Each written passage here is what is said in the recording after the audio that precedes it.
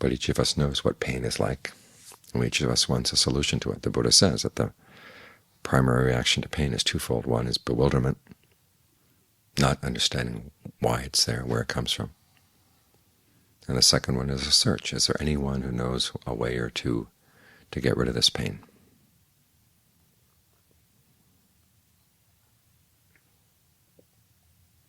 Particularly with animals and young children who can't speak yet, there's not much comprehension. There's the sensation of pain, there's the definite feeling of pain.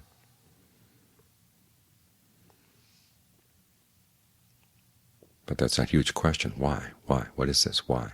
Why is this happening? That's the bewilderment.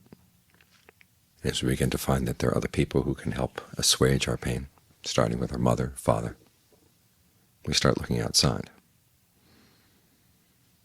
And there are some pains that they can take care of, but there are a lot of pains they can't. So we look to other people.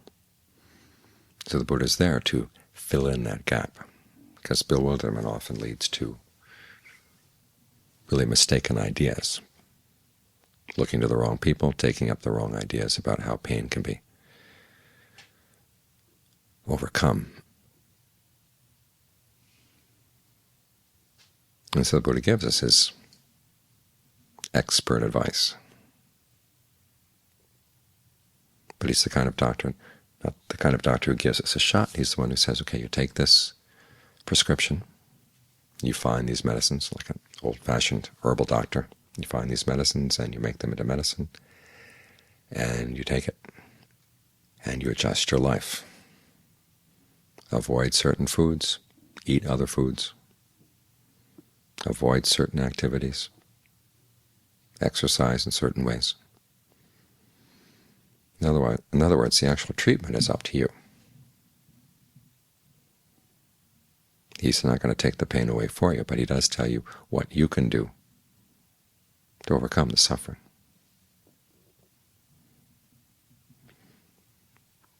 In particular, he talks about two kinds of pain, two kinds of suffering. There's the pain in the three characteristics, and there's the pain and suffering in the Four Noble Truths. In the three characteristics, it's just something universal. Wherever there's the process of fabrication, where conditions come together to create other conditions, there's going to be stress. There's some stress inherent in the fact that things arise and pass away, and that their coming together cannot be permanent. But that's not the suffering that weighs down the mind. It does weigh down the mind because we have craving. But it's the craving that makes all the difference. That's the suffering, that's the pain in the Four Noble Truths. And that's the one that we can do something about. That's the optional suffering.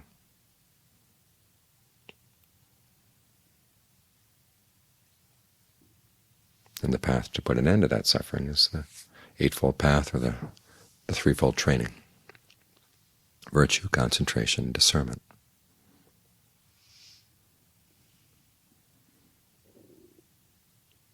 Virtue here starts with our activities in terms of speech and physical activities. But it points to something really important, that those activities are based on our intentions.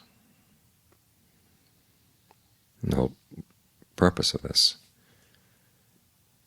aspect of the practice, well, there are several purposes. One is that if you harm others, it's going to be hard for you to practice.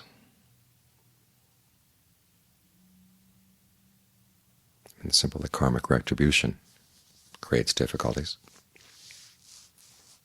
And there's the regret in the mind when you realize you've harmed somebody or harmed yourself. And as the mind is trying to settle down in concentration, that becomes a thorn.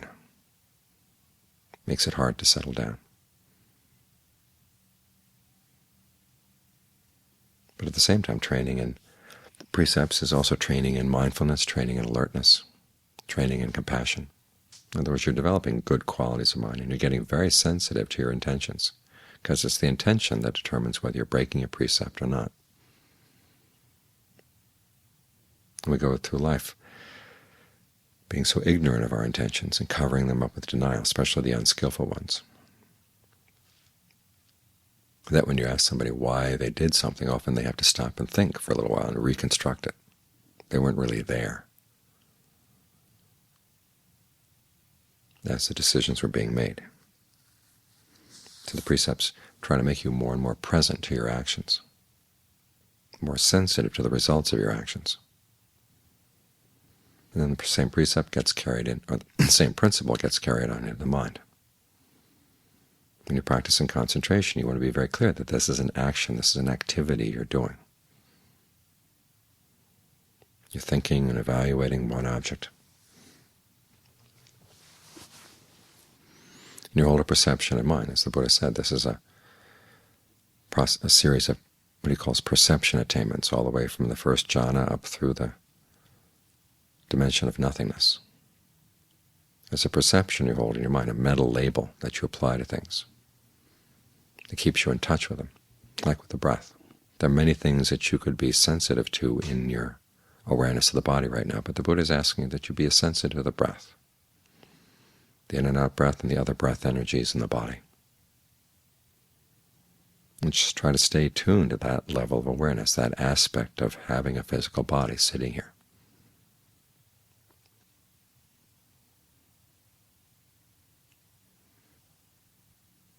When he talks about being aware of the body, it's being aware of these, what they also call the four properties. There's the wind property, the fire property, the water property, and the earth property. These are all aspects of how you sense the body from within. The wind is the energy or motion.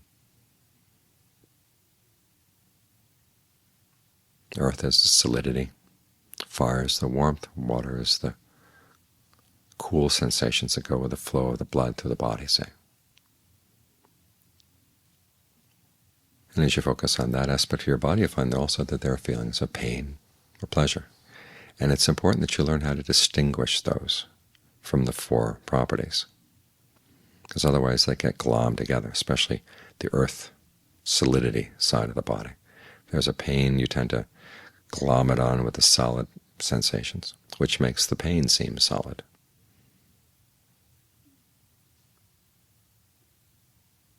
Right here is an area where you can get some important insights into how the mind, its perceptions, can create a lot of problems, because it's that perception of the pain as being glued to the solid sensations in the body, which makes the pain seem a lot more solid than it has to be.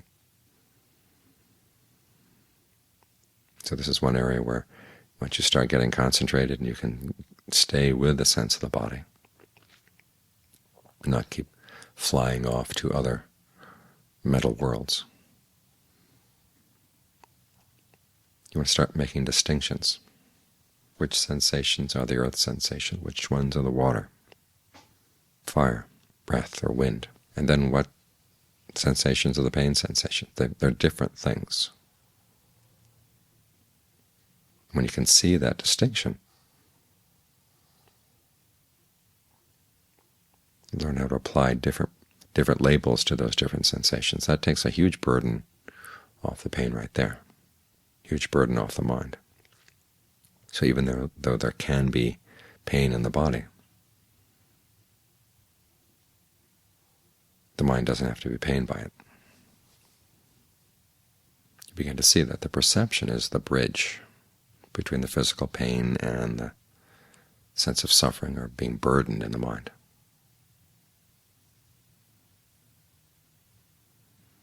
How does this create craving? Because we lay claim to the body. The whole mass here is us or ours. And as soon as a pain comes in, our territory has been invaded. And we have that sense that the pain is aiming at us. It's trying to do something to us. It's trying to move in on our territory.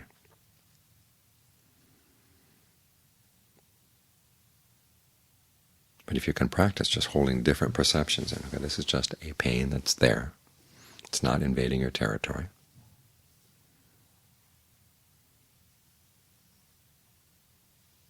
When you're not trying to take possession of that territory, then you're not opening yourself up to attack.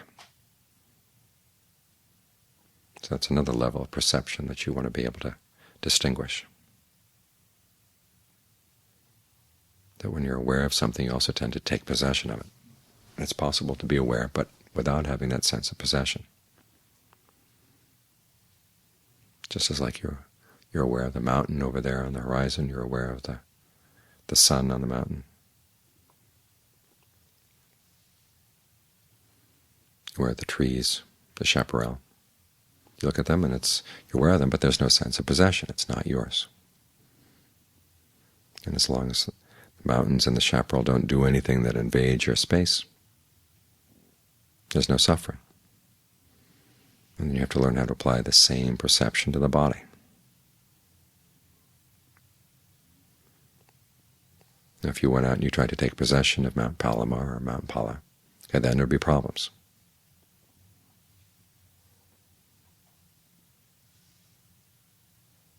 But as long as you don't take possession of them, there's no problem. You want to learn how to apply that same principle to your sense of inhabiting the body. You can be here, but it doesn't have to be you inhabiting it. There's just this sense of the body that you're aware of. Now, to see the movements of the mind it's applying these perceptions to things and creating the bridges that then allow stress to come into the mind. That requires a lot of stillness. This is why the Buddha said that genuine insights really do require strong concentration. We can have insights about other things without much concentration. You see little movements of the mind here, movements of the mind there in kind of a random way. But the ones that really do go deep into the mind, that really do have an important impact in freeing the mind, those are the insights that come from seeing how you're trying to take control of something so you can gain pleasure out of it, and then it turns around and it bites you. Those are the insights that are really important, that make a big difference. For those, you have to be very quiet,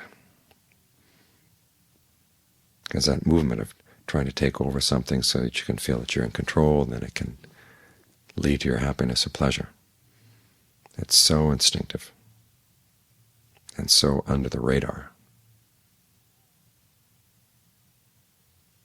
And there's such an of-courseness about it. Of course you would think that this is your body. Of course you would feel this way. Of course you would have those perceptions. That they're really hard to catch. This is an important aspect of insight, is learning how to see things with new eyes.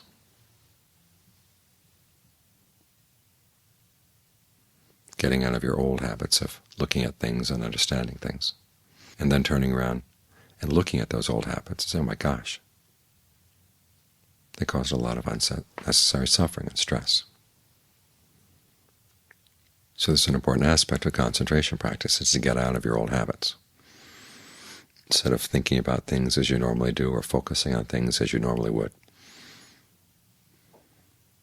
you hold on to that perception of the breath regardless. The mind may say, this is stupid, you're not getting any insights. I'm sorry, well, whether it's stupid or not, I don't care. I'm just going to do this. We're here to learn something new.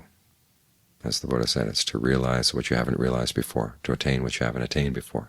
That means you have to do things you haven't done before.